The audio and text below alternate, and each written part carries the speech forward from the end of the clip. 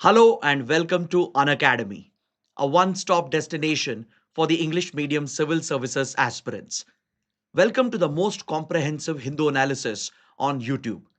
So let's start the discussion by first looking at the topics that we are going to discuss. From the Delhi edition of the Hindu, I have chosen 11 important articles. So let's cover all the topics in a detailed and comprehensive manner so that you don't have to go back and read the newspaper again. But before we start, I have a couple of important announcements. If you're looking to enroll for our online classes, this would be the perfect opportunity as Unacademy is providing a flat 60% off. Our subscription is available at just 16,999, and if you enroll within the offer period, you will even get up to 6 months of free extension. I'm told this offer will end on the 31st of March. So, those interested, please click on the link provided in the video description below. On the subscription page, you will see a different price. But to avail the discount, you have to enter the code IAS English. Then, to help beginners who are planning to prepare for the 2027 attempt, Unacademy is conducting a special class festival on the 28th and 29th of March.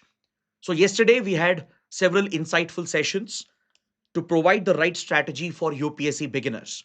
Even today, we have several classes lined up, and these classes take place on the Unacademy app. The link for the same is provided in the video description below.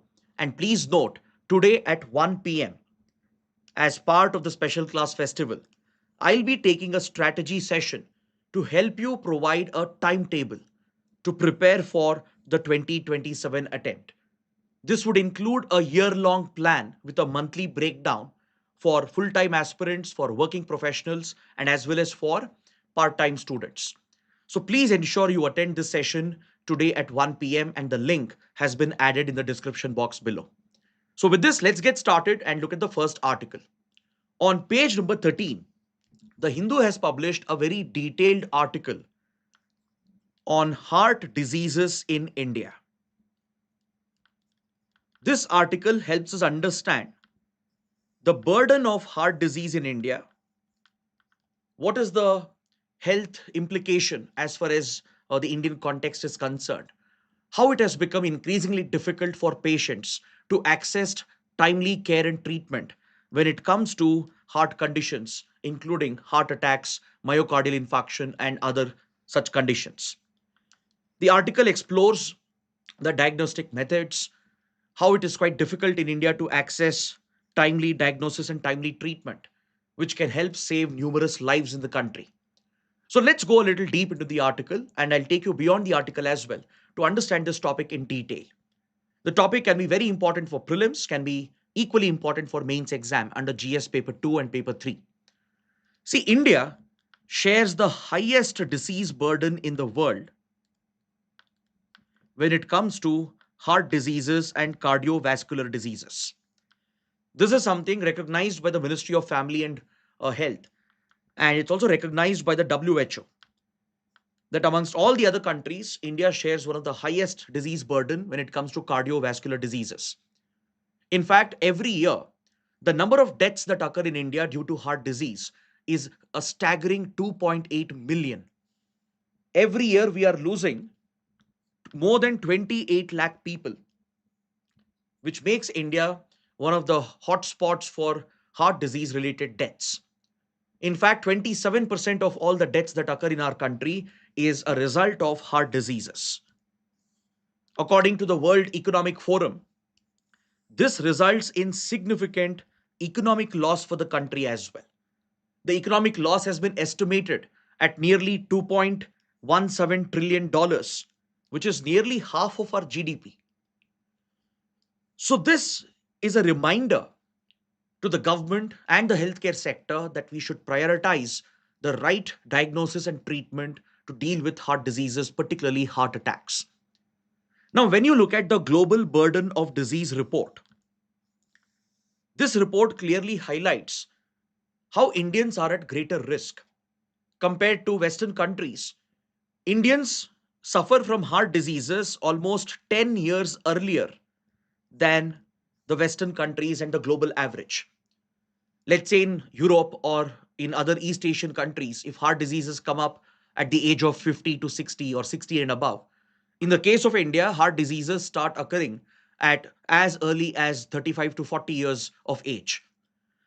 So when you look at global burden of disease, I think this report itself can be important for your prelims.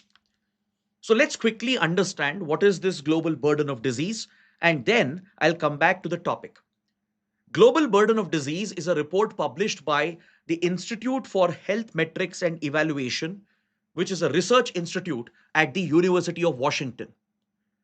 The findings of this report is published in the famous scientific journal, The Lancet, and it works in close coordination with the World Health Organization. The WHO brings out its own report known as Global Health Estimates, which basically tries to collect data from across the world, from across countries, to understand the patterns and trends of different diseases and to bring out the disease burden across the world. So, similar to WHO's Global Health Estimates report, this research institution, the Institute for Health Metrics and Evaluation, publishes the global burden of disease. And according to both the reports, India has one of the highest burdens when it comes to heart diseases and cardiovascular diseases. So, this is the reason why India should pay priority attention to ensure that right diagnosis, right treatment is available in order to save precious lives. Because the economic loss estimated between 2012 to 2030 places the loss at nearly half of our GDP. When you're losing close to 2.8 million people a year, obviously the economic and social impact will also be felt. So, if you look at the primary reasons as to why Indians are so vulnerable for heart diseases, there are multiple factors. Of course, you have genetic factors. And apart from genetic factors, you have several lifestyle related conditions from high blood pressure to unmanaged diabetes, as well as hypertension and stress. And you also have poor diet along with smoking and other factors, including pollution, that all contribute to the disease burden. Then even high levels of poverty becomes a contributing factor because the poor people will be pushed more towards tobacco and alcohol consumption, and they also lack access to good nutritious food and diet. Since they can't spend on fibrous food and nutritious food, it affects their overall health, pushes them towards obesity as well, which becomes a main contributing factor. Plus, studies have established that Indian genetics shows a greater proclivity towards heart diseases and heart attacks. So that's the reason why Indians suffer from heart disease about 10 years before our Western counterparts. So that's the reason why the government should be paying utmost attention under the healthcare programs to provide the right diagnosis and the right treatment within the crucial time that is available after a heart attack is reported. Now, when you look at myocardial infarction and heart attacks, they generally occur due to a blockage in the blood vessels. The plaque buildup, the high levels of cholesterol could result in a blockage which could block out the electrical signals from reaching the lower chambers, could interrupt the flow of blood, and eventually, if the blood flow is not restored and the blockage is not cleared within that golden hour, it could result in the death of the heart muscle. And that is what leads to stroke or irreversible death eventually, which occurs. And the mortality rate happens to be very high in these cases. So, once a heart attack like symptom is reported, patients are advised to seek immediate medical care and attention. Once you feel stiffness of your chest on the left side, or any numbing sensation on the left side of your shoulder and arm, these are classic signs which most people dismiss as conditions related to gastric or acidity. So, the golden hour plays a very, very critical role. Now, this is where most patients in India struggle, either due to the distance from the place to a healthcare center, the lack of diagnosis that's available at the healthcare facility, the cost of treatment, and the time in which the treatment is administered. These factors will play a critical role in saving precious lives.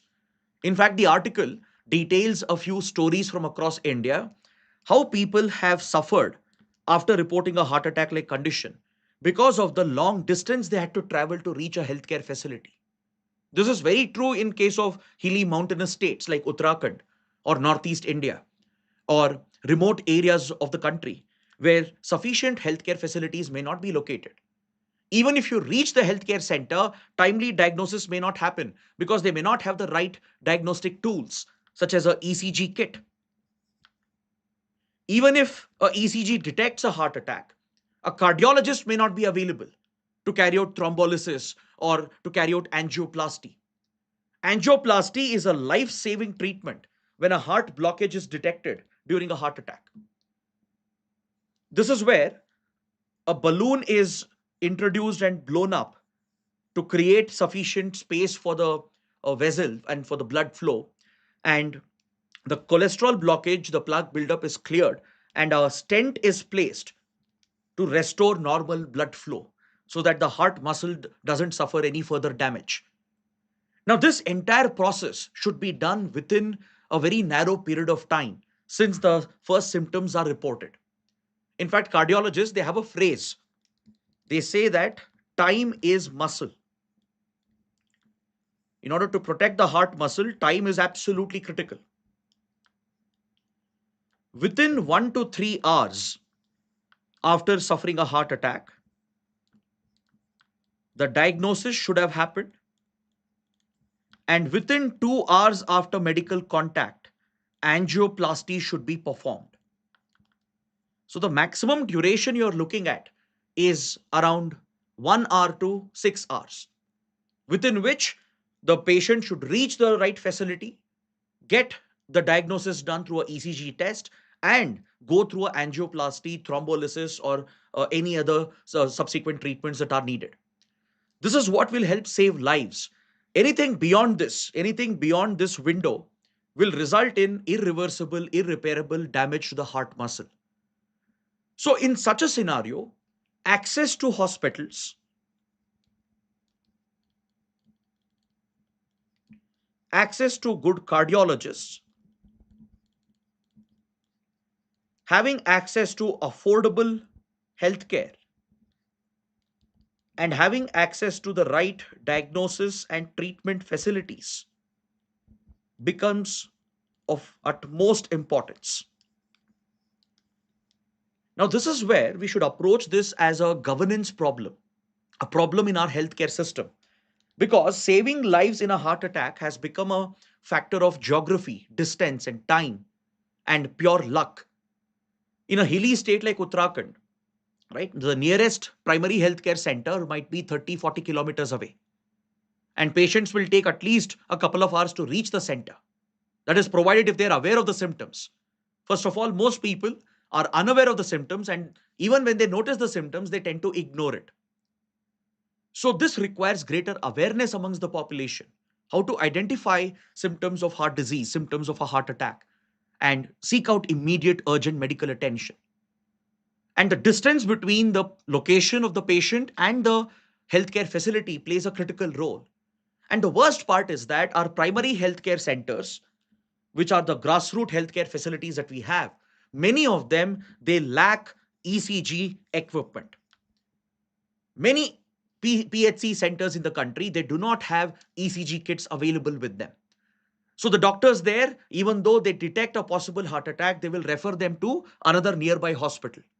Most likely a public government hospital where there is already a huge rush. Or they end up recommending them to a private hospital where the cost and the expenditure will increase for the patient. See, under the 2025 National Essential Diagnostic List, the Ministry of Health and Family Welfare has mandated that every PHC center should have a ECG kit. Despite this guideline, most PHC centers, especially in rural and remote areas, they do not have ECG kits available. Even if available, some of them may not be functional. And you may not have a cardiologist available at the nearest PHC. This is where precious time gets lost. So by the time the patient reaches a big government public hospital or a private tertiary healthcare center, the patient has to deal with the large crowds, the high cost of treatment, and even in some of these hospitals, specialist cardiologists may not be available. And to perform angioplasty and such treatments and procedures, you also need a cath lab facility. In India, we have around 2,500 cath labs. Majority of them are concentrated in urban centers like Mumbai, Hyderabad, Delhi, Bengaluru, etc. So, what about the rural population? What about other states, especially the states located in the hilly regions, in the Himalayan belt, in the northeast region, or regions which are densely forested, where adequate road and transport infrastructure is not available?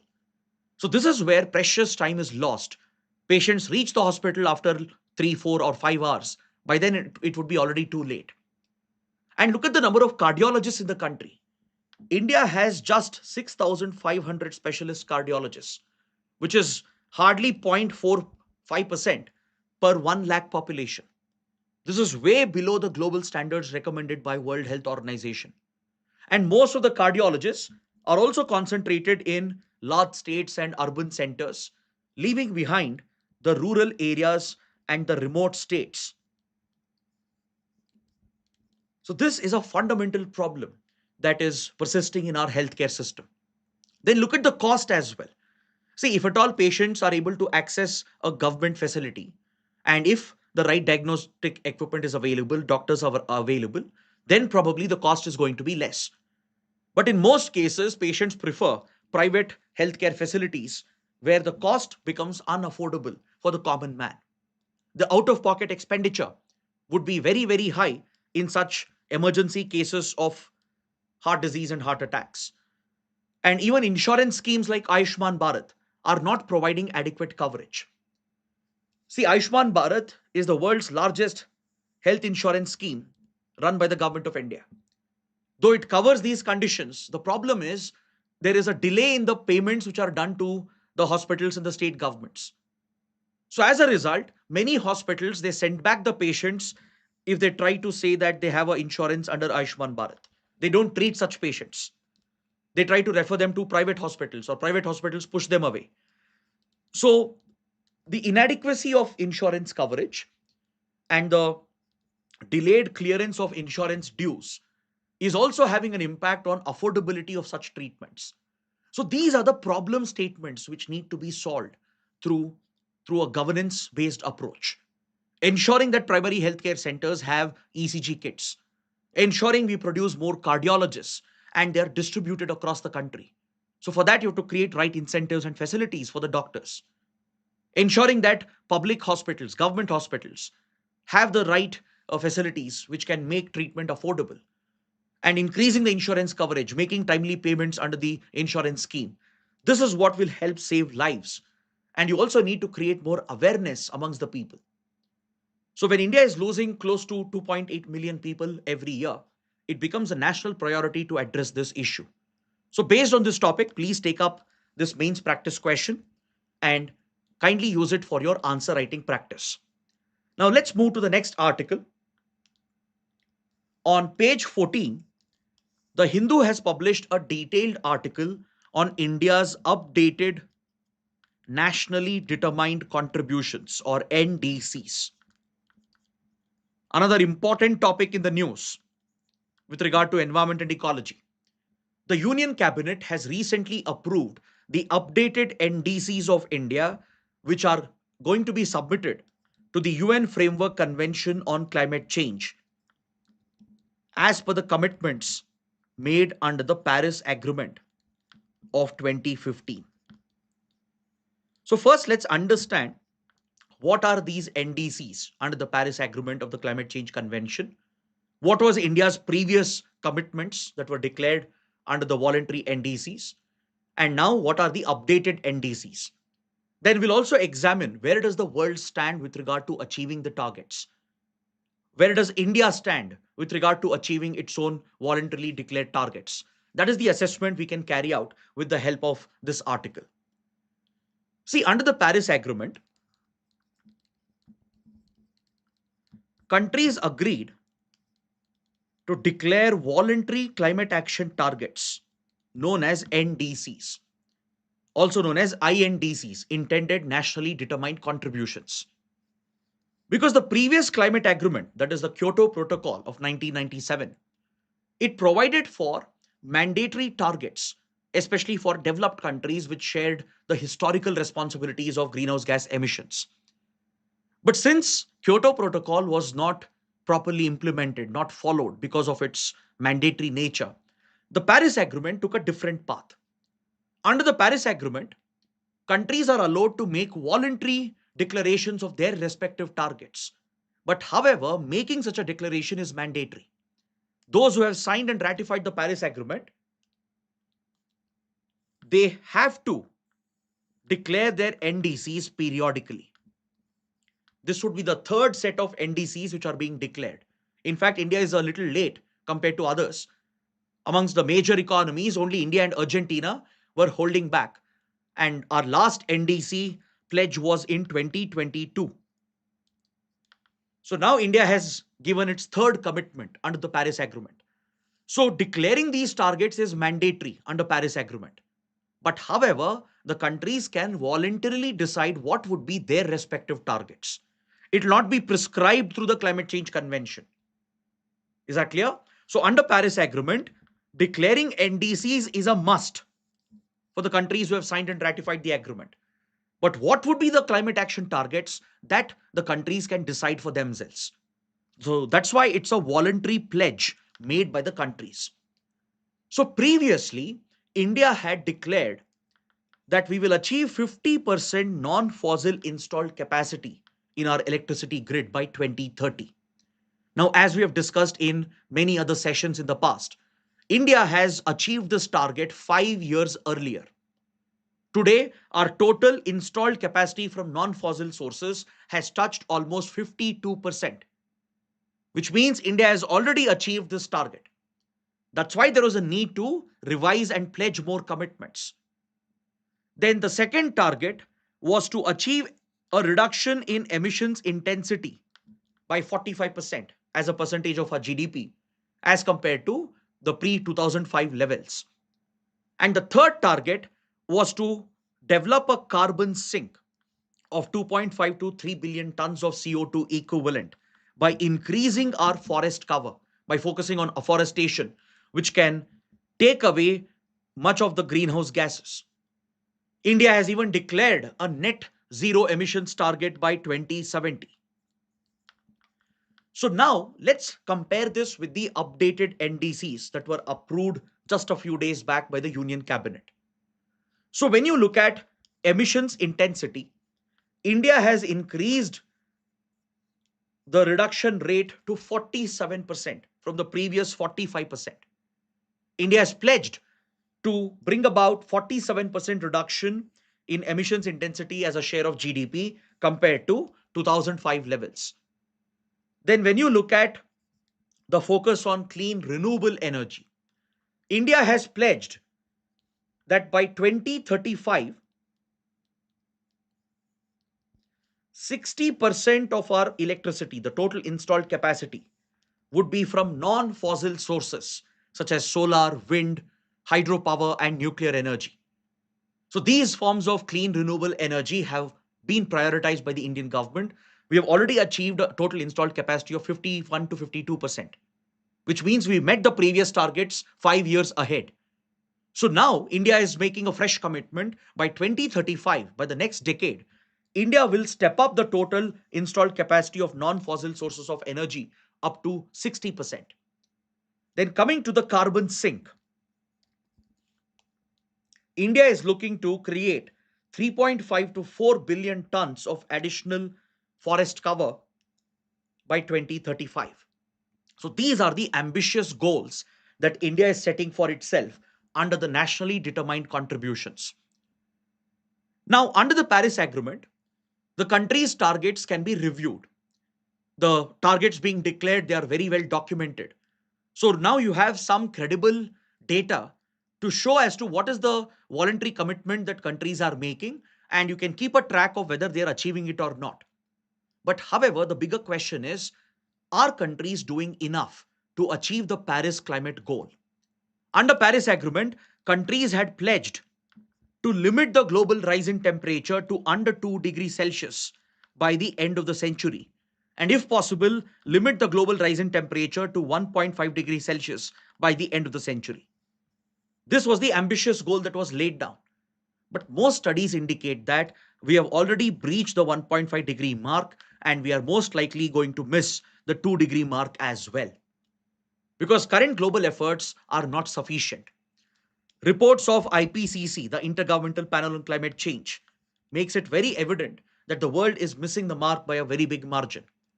Because see, one of the biggest contributor, the United States, has quit the Paris Agreement. All thanks to Mr. Donald Trump and his political ideology. He comes from a political ideology that believes climate change is a hoax. It's a conspiracy designed to target Western economies. Look at his electoral campaign where he said, drill, baby, drill, giving a push for the oil industry. Look at how he has brought back plastic straws just because he found it uncomfortable to drink his favorite Coke in a paper straw. So this tells you everything about Donald Trump, his set of followers under the MAGA campaign, and how they believe climate change to be a hoax. So US has exited Paris Agreement. This is the second time the US has done it. Even during Trump's first presidency, US had exited Paris Agreement. Biden had brought back US into the Paris Agreement. Now Trump has again quit the Paris Agreement. So you have one of the world's biggest polluters, biggest emitters, which is historically responsible for emissions. Even today, it happens to be the second largest after China. And still, US doesn't play any contributing role over here. Even other countries which are making voluntary commitments, they are basically not committing to the level that is needed to achieve the targets of the Paris goals. According to the UNEP report, the United Nations Environment Program, it's one of the programs under the United Nations. It publishes the emissions gap report. According to the emissions gap report, there is still a huge gap when it comes to bridging the gap with regard to overall emissions. Right now, world might see a reduction in global warming levels from the projected 2.6, 2.8 degrees to around 2.3 to 2.5 degrees. With the current efforts with regard to climate action, global warming by the end of the century, the rise in temperatures could come down from the projected 2.6, 2.8 degrees to around 2.3 to 2.5 degrees. But this is still above the target set under the Paris Agreement. Right? The more ambitious target was to keep it under 1.5 degrees Celsius. But IPCC study shows that we might have already breached this mark. So at least the hope was the world would manage to keep the rise in temperature to under 2 degrees Celsius, which is also seeming unlikely.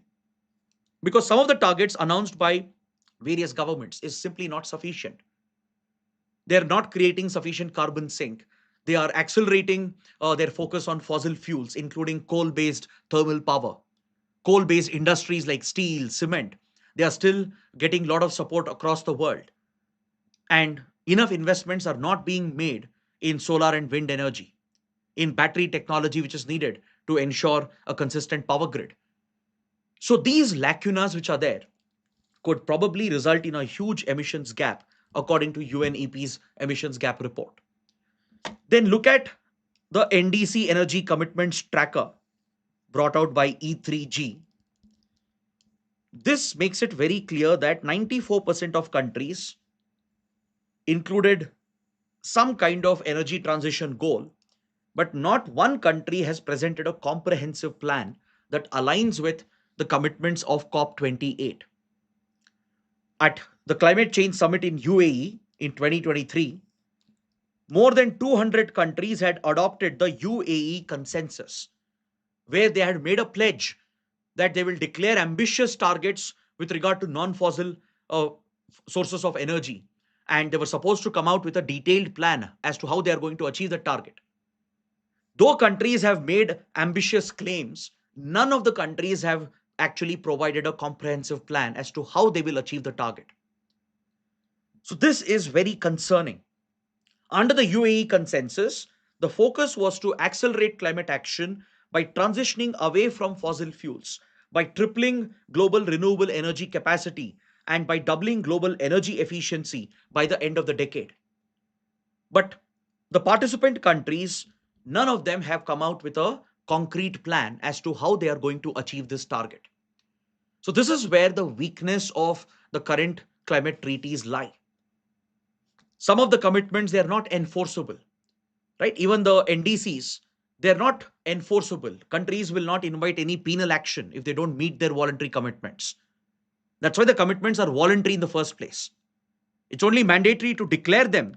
But if even if they don't follow the targets, even if they don't achieve the targets, there's no penalty on them. But Paris Agreement does provide for a review to see whether countries are following up on their commitments. So it helps in documenting the progress, but it doesn't really push the countries towards the right path. So that remains a major gap in today's climate action efforts. Now, when you see where does India stand, India has done pretty well when it comes to non-fossil sources of energy. See, across the world, there is tremendous priority being given to solar and wind energy installations. You see a big jump in global solar and wind installations. Currently, the global capacity is at around 814 gigawatts, and renewables have surpassed coal as the largest source of electricity across the world by 2025.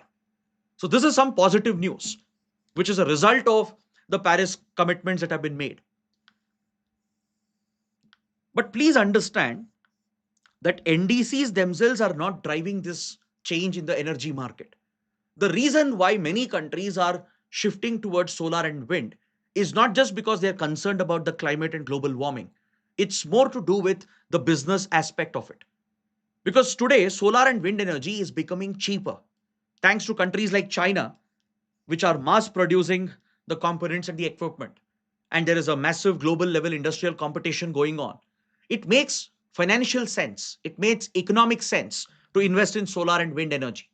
That's why many countries are adopting it, not because it is the right thing to do, not because they are really committed to their NDC goals. So the impact of NDCs and the Paris Agreement has been quite limited. Now, when you see India's performance, see, India focuses on reduction of its emissions intensity, which means we don't focus on reduction of overall emissions in absolute terms, but we are focused on reducing emissions intensity as a share of our GDP. Why does India do this? How is it justifiable? It is justifiable for India because we are a developing nation with one of the lowest per capita emissions compared to countries like US or other European developed industrialized nations. Our per capita emissions are a small fraction compared to these Western countries. Historically, we are not responsible for emissions. It's the developed industrialized world which has largely contributed to global emissions since the last 2 centuries, whereas India is contributing significant emissions probably in the last 3 to 4 decades, or let's say even the last 7 decades. So, compared to what other countries have emitted, India's share is a very small fraction. And even today, even though India is amongst the top three emitters, our per capita emissions are one of the lowest compared to the size of our population. So, on the principle of equity,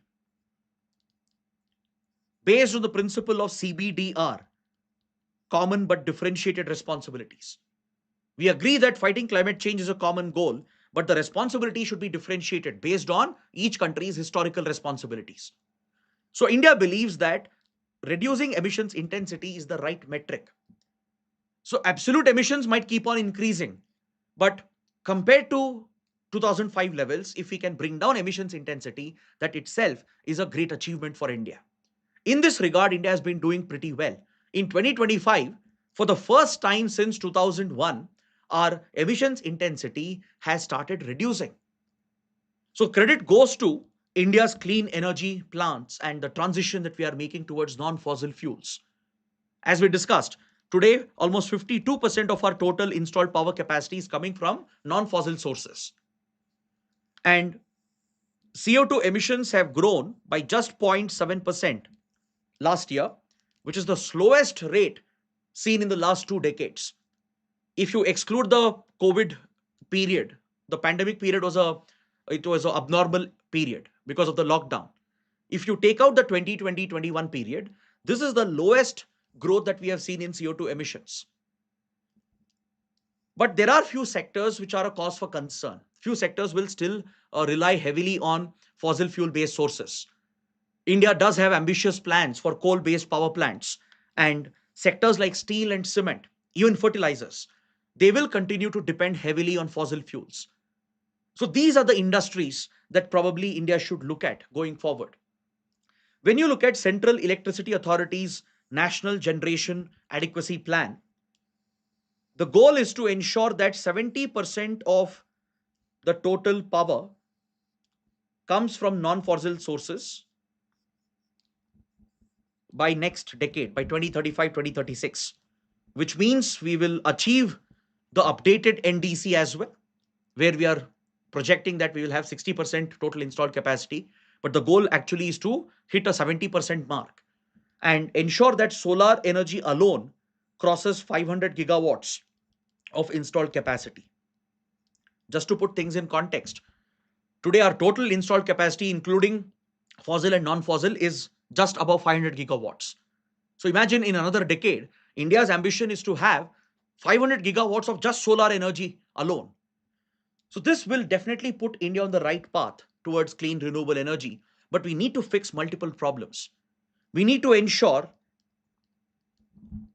consistent supply to power grids.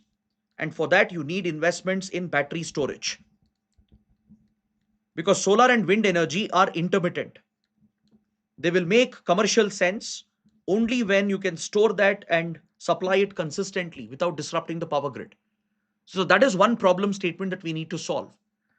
Then apart from that, we need to focus on the highly polluting industries like steel, cement, fertilizers, petrochemicals, as I told you. Because see, going forward, India still has ambitious plans for coal-based energy sources. India is looking to set up 100 gigawatts of new coal-fired thermal plants. India is looking to invest 1 trillion in petrochemical projects by 2040. 37% of renewable energy capacity is stranded because the grids are not ready.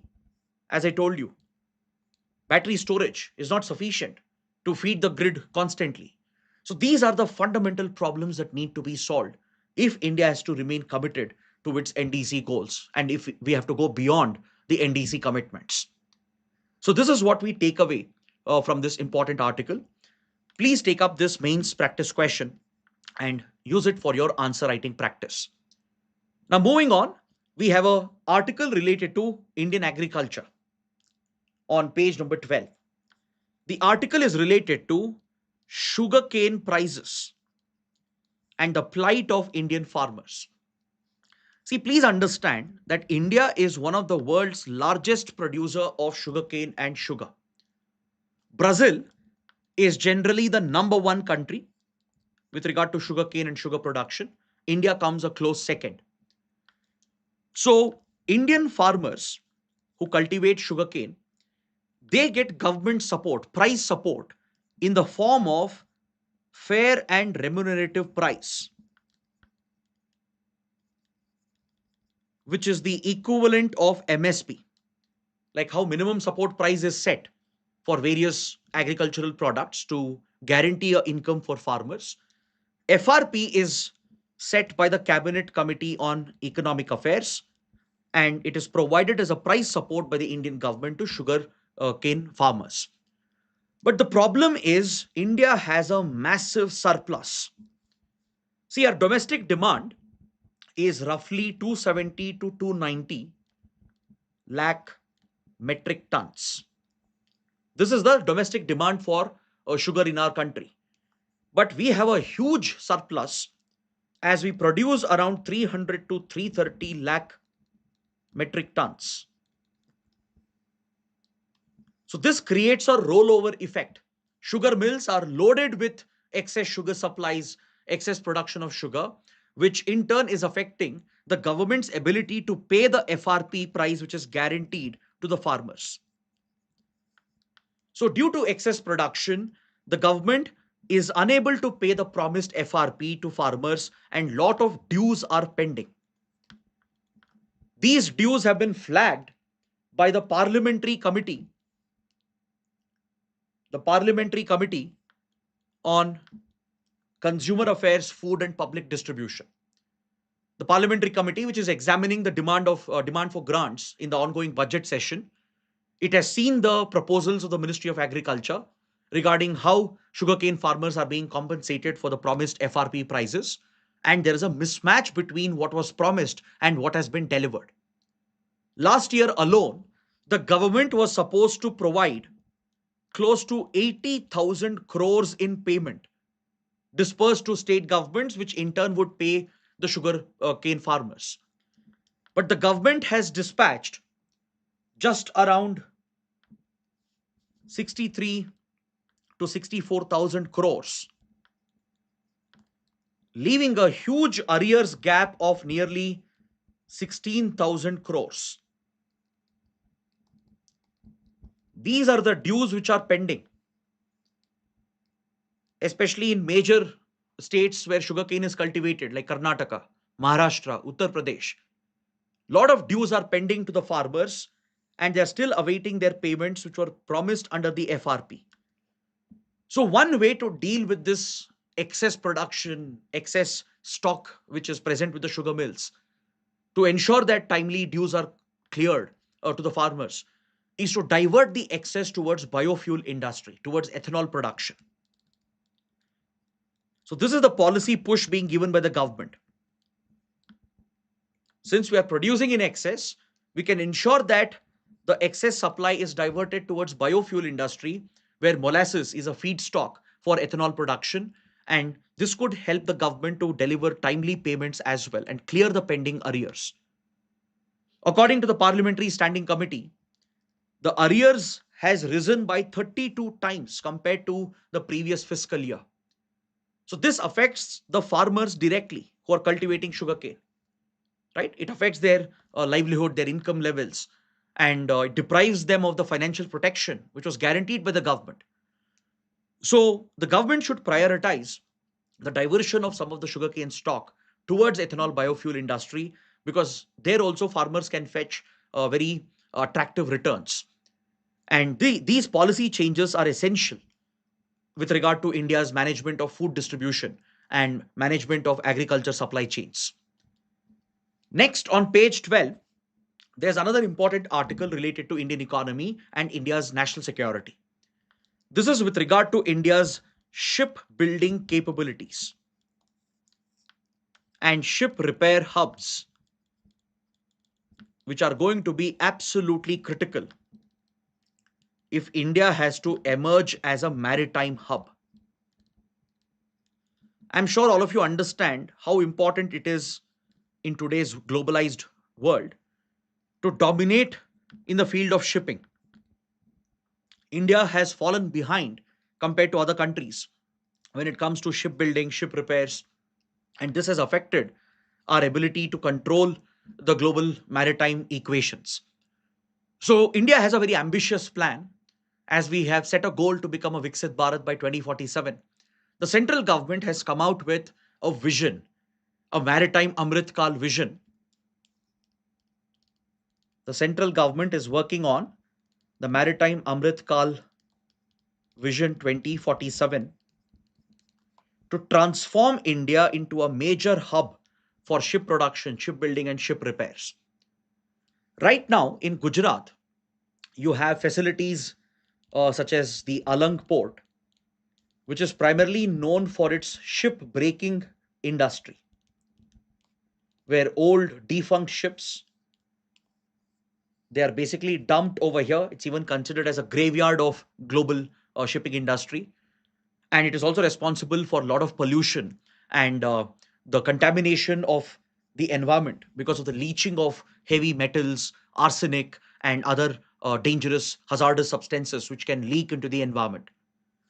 While India is known to be a dump yard and a graveyard for old dying ships, we want to rebrand India and emerge as a major maritime hub by becoming a hub for shipbuilding and ship repairs as well. So under the Amrit Kal vision, state governments are taking the lead with the backing of the central government. The Andhra Pradesh government has initiated one such proposal, because see, Andhra Pradesh has the second longest coastline in the country. Can you guess which state in India has the longest coastline? Can you let me know in the comments? Andhra Pradesh has the second longest coastline, approximately 1,053 kilometers long, facing the strategic Bay of Bengal, which gives tremendous opportunities for the state government of Andhra Pradesh to set up the shipbuilding and repair industry that is required. So please find out which state in India has the longest coastline and mention that in the comments. So the Andhra Pradesh government has recently come out with the Andhra Pradesh Maritime Policy for 2024 to 2029, under which the Andhra Pradesh Maritime Board has also been constituted. So, with the backing of the central government, Andhra Pradesh is utilizing its natural geographical advantage and the existing port and shipbuilding facilities to turn the state into a maritime hub and a shipbuilding hub of India. Now, when you look at Andhra Pradesh's coastline, you have strategic and critical ports and naval and shipbuilding facilities at Vishakhapatnam. See, I can't stress the importance of Vizag because at Vishakhapatnam we have a strategic naval command which serves as the base of India's nuclear powered submarines under the INS Arihant class.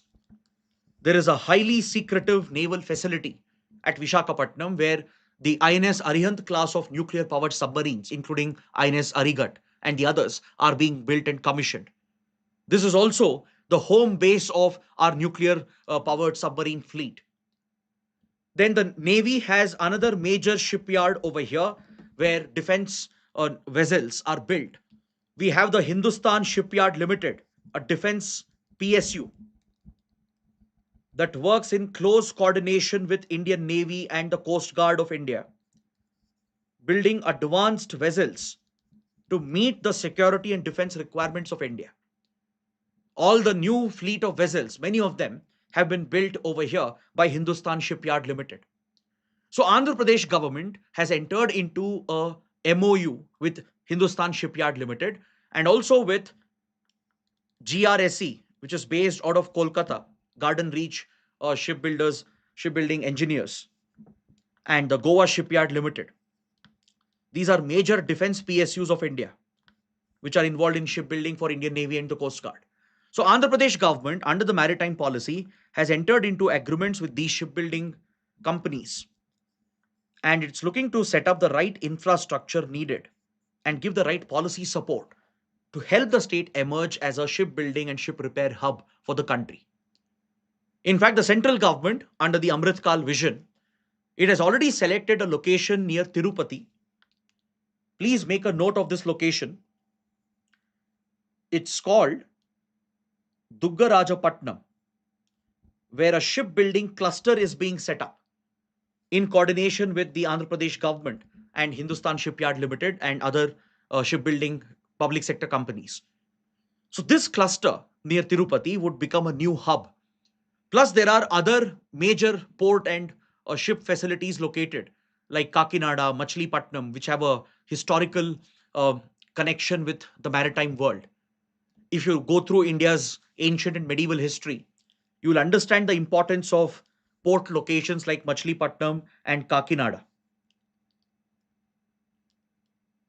So Andhra Pradesh will make use of its historical links and knowledge with regard to shipbuilding, leverage the vast coastline and strategic ports and shipbuilding locations at Vishakhapatnam and these places to turn the state into a shipbuilding hub and a maritime hub, not just for India, but probably for the region itself.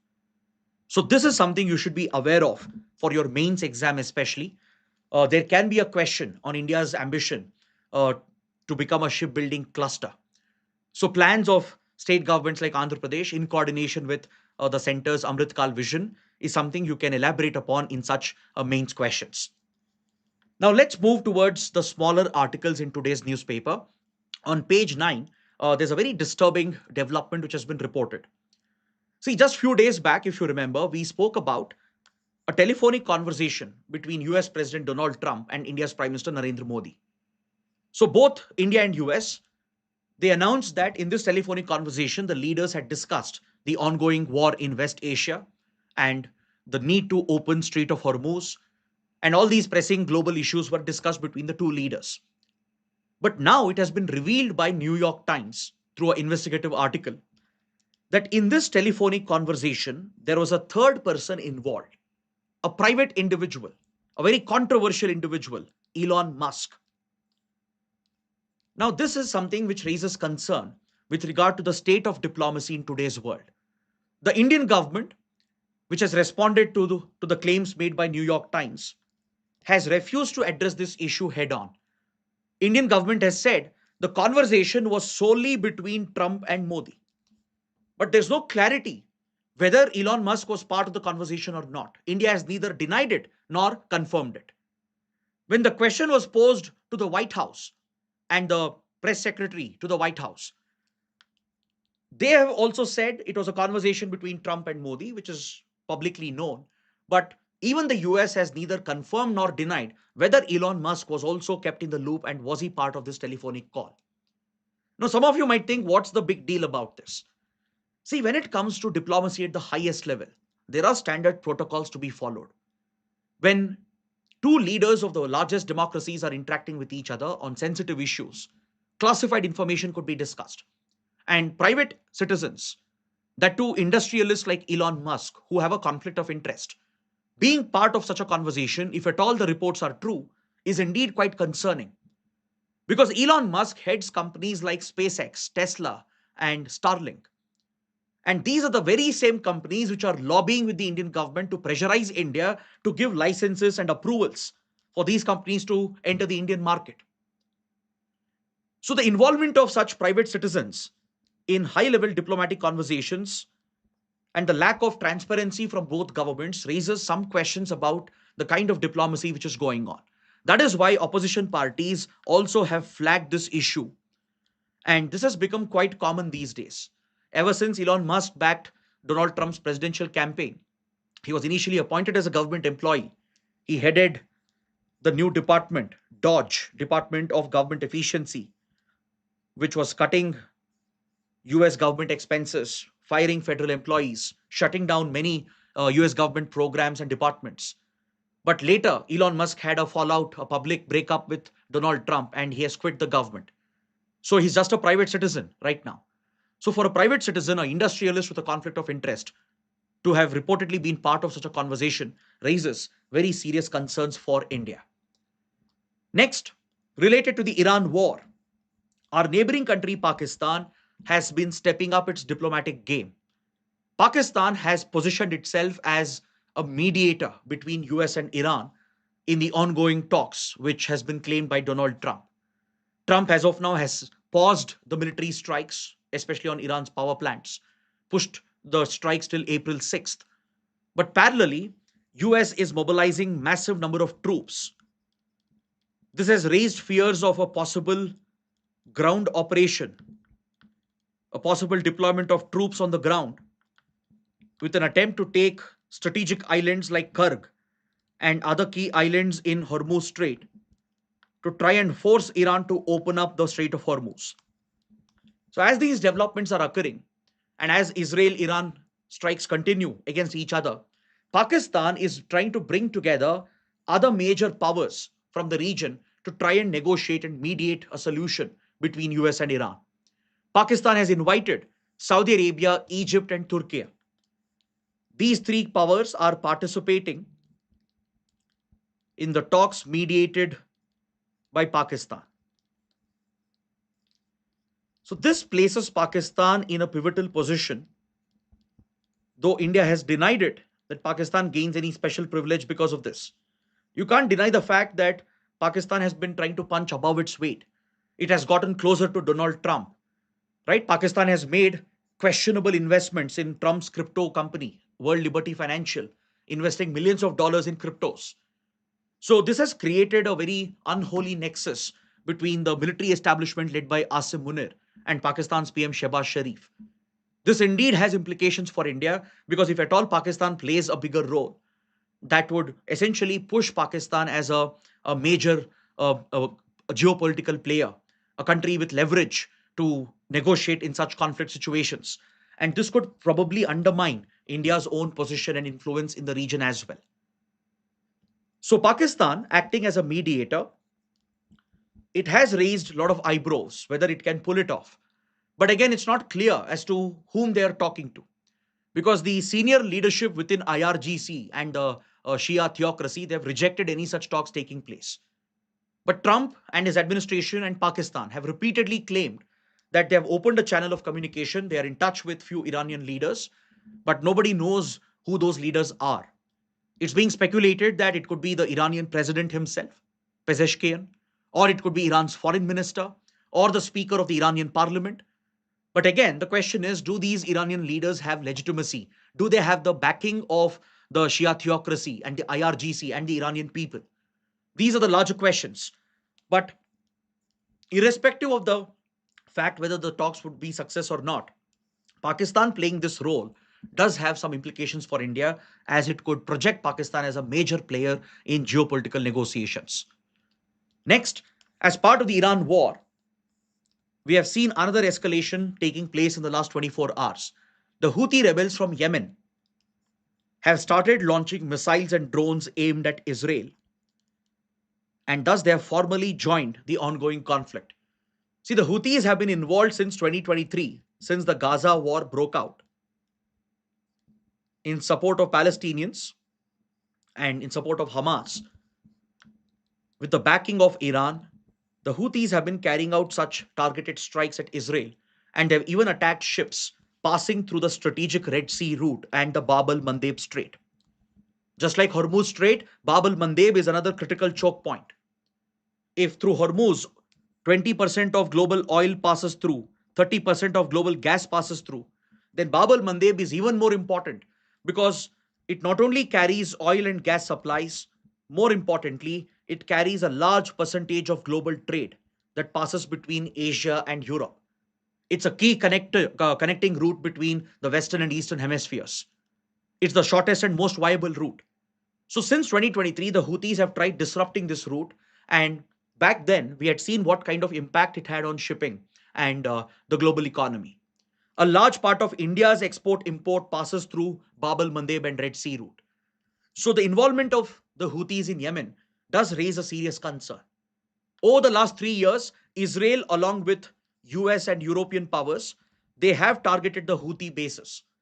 They have destroyed Houthi infrastructure and their military capabilities. But still, the Houthis, they pack a punch. They can cause disruption in the short to medium term, which has serious implications for global shipping and the global economy. So this is a new development.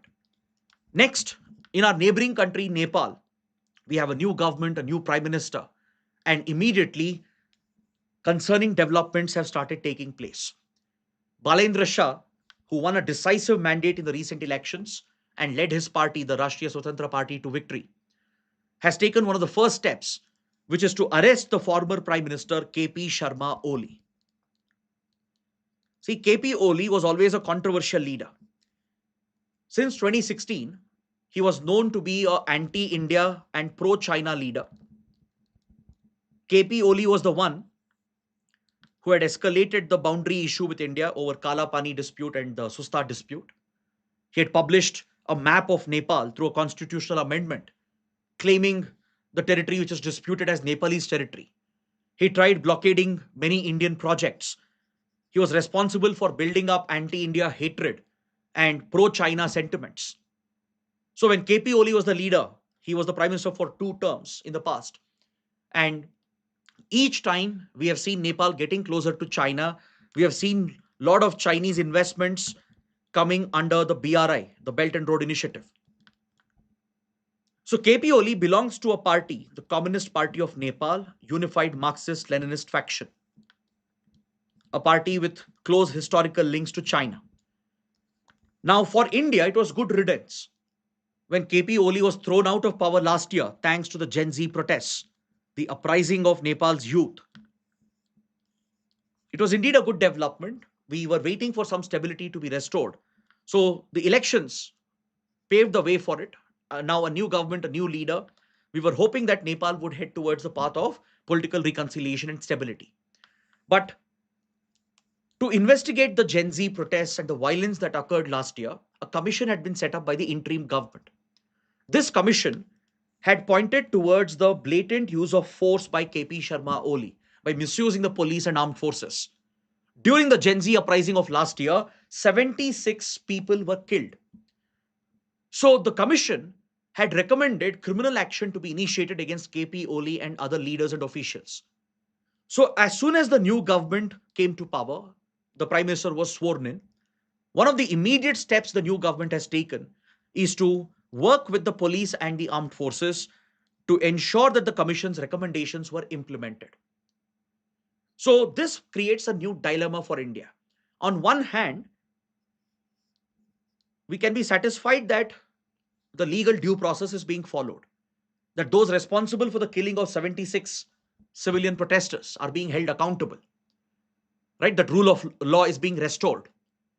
And also, an anti India leader known for pro China inclinations is being arrested. But however, it raises another problematic prospect for India. Will this lead to retribution based politics, where each time there is an election, a new government, they'll target the preceding leaders of the previous government? So that is an unhealthy trend, a very unhealthy precedent that could destabilize the country even further. Because for last 30 years, Nepal has only seen political instability. As soon as the new government moved to arrest KP Oli, his followers and supporters have taken to the streets, leading protests against his arrest.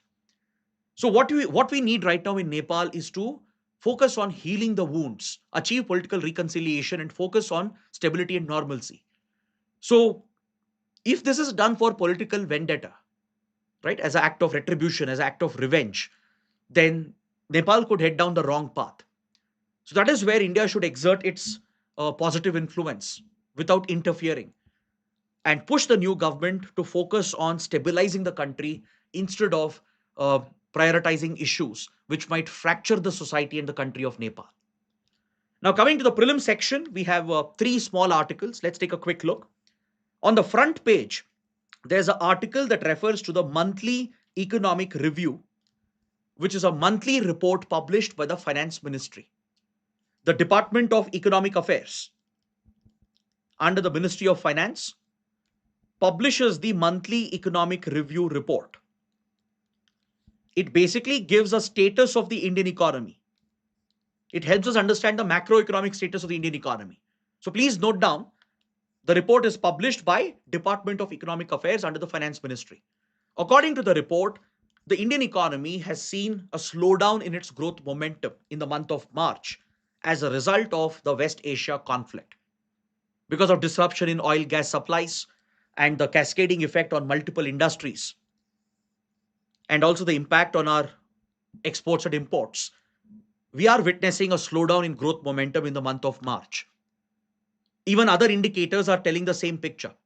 For example, the PMI, the Purchasing Managers Index, which basically captures the input which is being bought by industries at the managers level. So there is a drop which has been seen, which means the output is likely to reduce. And even if you look at some rural parameters, there is a finance ministry survey that tracks rural sentiments. The rural sentiments are also declining. Only good thing for India is that overall demand has relatively sustained despite the economic turmoil. So domestic demand in India is quite robust. It has been resilient to external shocks. In fact, most experts agree that our domestic demand is largely decoupled from external shock events. But the concern is eventually these external events will have a rollover effect, a cascading effect, as it will affect multiple industries. And we might see a significant impact on India's growth numbers. So please note down who publishes the report. That is more important for the prelims exam. Next, a female tiger has been poisoned to death in the Satpura Tiger Reserve in Madhya Pradesh. This is another horrific example of increasing man-animal conflict.